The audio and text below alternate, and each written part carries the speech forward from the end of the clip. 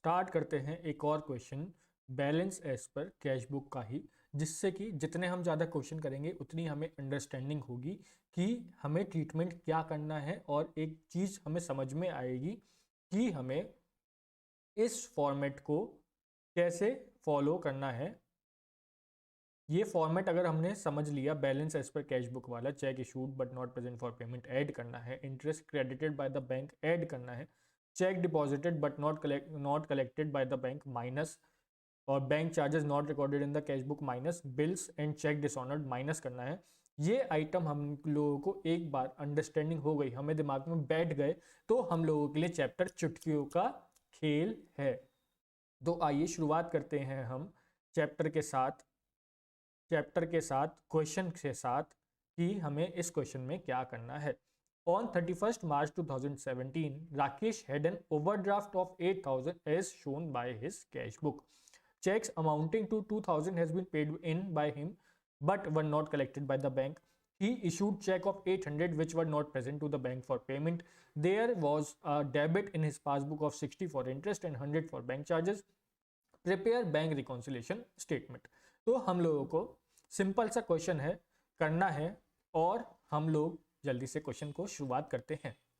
Bank reconciliation statement का question, balance as per cash book. हम इसको प्लस आइटम में नहीं लिखेंगे। क्यों नहीं लिखेंगे? क्योंकि हम लोगों को जो बैलेंस दिया हुआ है वो दिया हुआ है ओवरड्राफ्ट वाला। इसलिए हम जो बैलेंस लिखेंगे balance as per cash book का नेगेटिव आइटम में लिखेंगे, और इसको लिखेंगे balance as per cash book, balance as per cash book. और अब हमको सेकंड पॉइंट दिया हुआ है, cheque amounting to 2,000 has been paid in by him but were not collected by the bank. इसका मतलब हुआ cheque deposited but not credited by bank. इसको हम कर देंगे आइटम को माइनस। ये हुआ हमारा treatment number 2, cheque deposited but not credited by bank. या हम इसकी लैंग्वेज पढ़ें तो लिखा है cheque paid in by him but were not collected by the bank. Same चीज है, बट बैंक में तो पैसा नहीं आया है, इसलिए हमको अपनी रिको स्टेटमेंट में इस अमाउंट को करना होगा माइनस। उसके बाद पॉइंट है ही issued cheques of 800 which were not present to the bank for payment. Cheque issued but not present for payment, ये आएगा प्लस आइटम में, क्योंकि राकेश जी ने तो चेक अपनी पार्टी को दे दिए, लेकिन पार्टी ने ही अभी तक उनको क्लियरेंस में नहीं लगाया है। हमारी कैश बुक में बैलेंस हमने माइनस कर दिया था, लेकिन बैंक में अभी तक पैसा डिडक्ट नहीं हुआ है। इसलिए हमें रिको स्टेटमेंट में इस अमाउंट को दोबारा करना होगा ऐड, जिससे कि हमारा बैलेंस टैली हो जाए। उसके बाद पॉइंट है there was a debit in his passbook of ₹60 for interest and 100 for bank charges. तो बैंक चार्जेस नॉट रिकॉर्डेड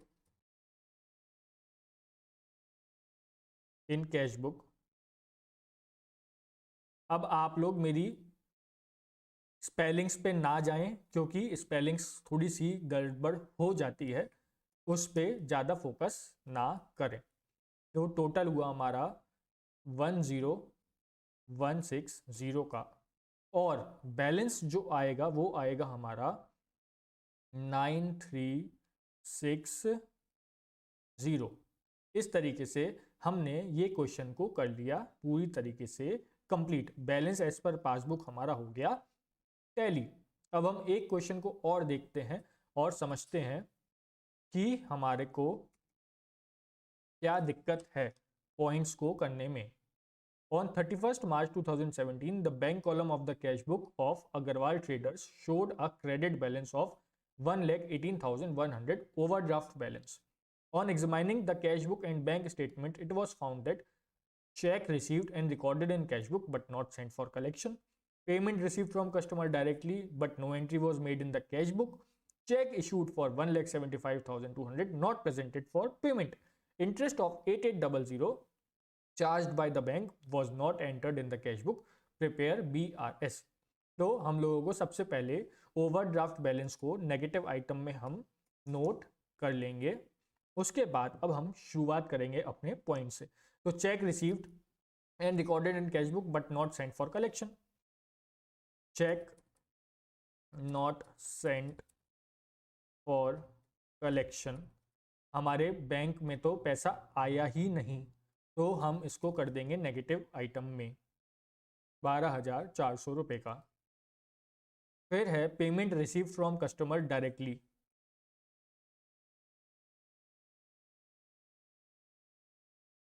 और इसका ट्रीटमेंट हमने अपने कैश बुक में किया ही नहीं है, तो हम लोगों को इसको आइटम को जो 27,300 है इसको करना होगा ऐड, जिससे कि हमारा बैलेंस हो टैली। और फिर आया check issued but not present for payment. भाई हमारे अग्रवाल ट्रेडर्स ने अपना जो भी उनको पेमेंट करना था उन्होंने कर दिया, लेकिन पार्टी ने अभी तक चेक बैंक में नहीं प्रेजेंट किया है, वो अभी तक अमाउंट हमारे बैंक अकाउंट से डिडक्ट नहीं हुआ है, तो हमको रिको बनाने के लिए इस अमाउंट को एड बैक करना पड़ेगा, जिससे कि हमारे दोनों बैलेंस हो जाएंगे बिल्कुल टैली। अब इंटरेस्ट है not entered in cash book, तो भाई ये तो खर्चा है जो हमने कैश बुक में ऐड नहीं किया है, तो हम लोगों को इसको माइनस करना पड़ेगा। तो हम लोगों का जो टोटल आ जाएगा वो आएगा 202500 का, और फिर हमारा जो एज पर रिको का बैलेंस आएगा वो आएगा इस तरीके से। हमारा ये क्वेश्चन भी हो गया कंप्लीट। मैं तो कह रहा था बहुत ही सिंपल क्वेश्चन है, बस और बस ये आपको स्टेटमेंट को याद कर लेना है, समझ लेना है। अगर आपने ये स्टेटमेंट समझ ली तो क्वेश्चन को करने में जरा सी भी दिक्कत नहीं होगी। यही स्टेटमेंट सारे क्वेश्चनों की जन्म कुंडली है। अगर ये स्टेटमेंट याद हो जाती है, समझ में आ जाती है, तो सारे के सारे बैंक रिकॉन्सिलिएशन स्टेटमेंट के क्वेश्चंस चुटकियों का खेल है।